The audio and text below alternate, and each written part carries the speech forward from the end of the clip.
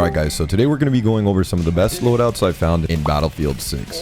If you guys have any questions or any other suggestions for loadouts, please drop them in the comments below and let me know what you guys want to see for the next video.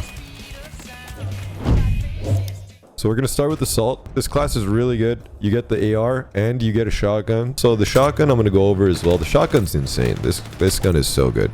So adding a laser is really good because you see your hipfire. It'll help with that. It also helps with hipfire in general. Hipfire is weird though. I just ADS with this thing as often as you can. Plus another really crazy thing you can get with this is the slug rounds. So slug rounds with a long range scope on this means that you could chow sniper rifles even. You can two-tap people at range. So, and it's just really strong. The shotgun in general, even if you're not running the slugs, you're running buckshot. This weapon is so strong that you could take on an entire team if you fight it properly. You can kill one tap from pretty far away.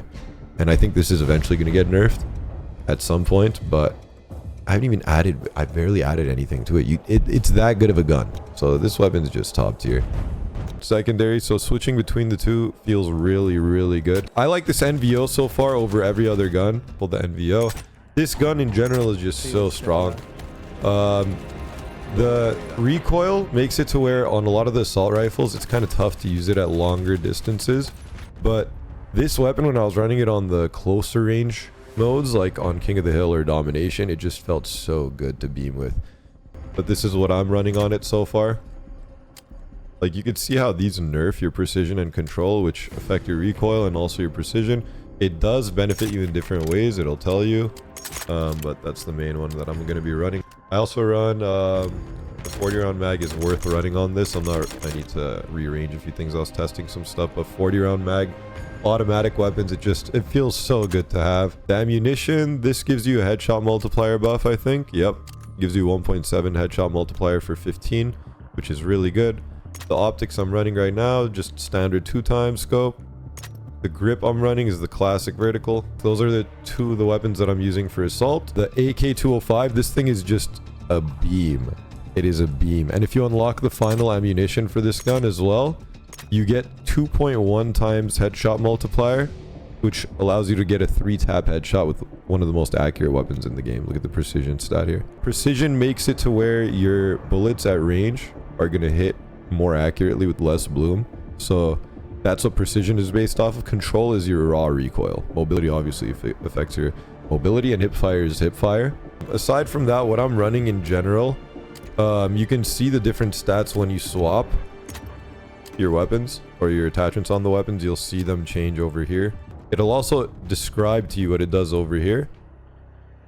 So what I typically am trying to do is go for the most greens with the least amount of negatives, right? Ultimately, some things are a little bit different. Like some of the grips will tell you that, like, when you're moving, like look at this one, aimed accuracy when moving gets nerfed. So this one makes it to where it does buff some things but nerfs you when you're moving. Going to support, the support class is really good because as a buff for this class, if you have an LMG, you don't actually sprint slower, so you don't get the movement penalty in the same way as other classes do for running the LMG. I like the L110. This gun's really good. The precision's on the lower end and it shoots really quickly, so you do need to reset your fire to get more accuracy out of it, but this thing is so strong. Well, this is what I'm running on the LMG. So you can see the differences when I change this. See how mobility goes up.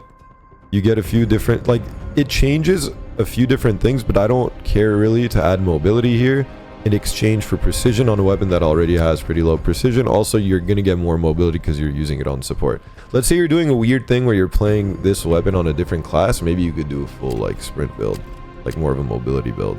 You know what I mean? So this one, it says that improves accuracy when firing for prolonged periods and projectile. Okay, so see how it says that, whereas this one says improves accuracy when firing for prolonged periods. So this does that and this. So it's just like one of those things where I was like, why would you ever run that over that? Plus, look at the bullet velocity. 780 compared to the 975. Yeah, this is what I'm running on the LMG. You could also, like, for 55, you could add a 200 round belt box, but the 100 is good. Like, 100 is enough, man. This one doesn't change your headshot multiplier. That's mainly what I look for in those weapons, especially if it's an accurate weapon. I like to have that extra headshot multiplier on that. The other one, the KTS, shoots really slow, but look at that precision stat. So it shoots slow, but it's able to have that reduction in bloom long range, especially because you're going to hit that target with how slow it's shooting.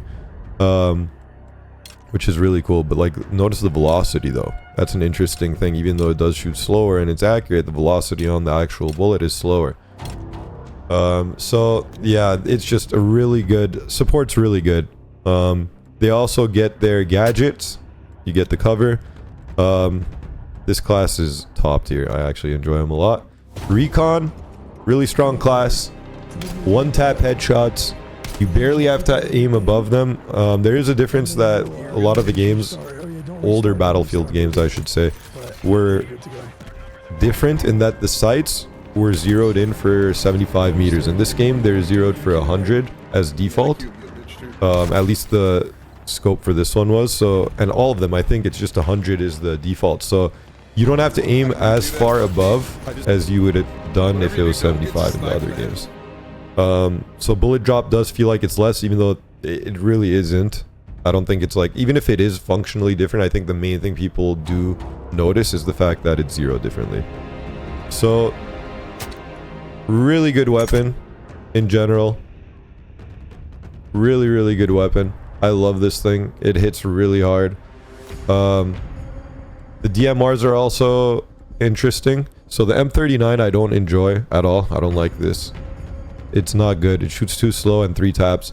The SVK still has that weird recoil. It goes to the top right and it's like a weird reset. But this thing can 2 tap at the furthest distance. Like you can cook people with this weapon. So this thing's going to be really good in general as well. And then going to the pistol. Pistol in general is a good, it's a good pistol. It feels good. For engineer, both of the SMGs are pretty good, but you'll see the difference right here.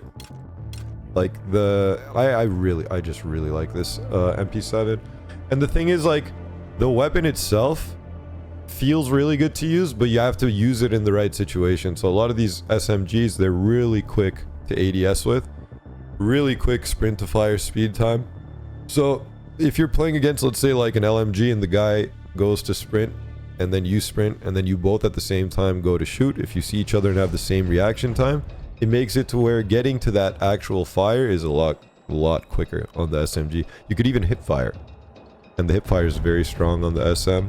Just to have in general, like having this or having the surface to air missiles, these are just invaluable. Like these are so good to have, especially if the enemy team leveraging the vehicles a lot. So based on that situation, running engineer in general could be very strong.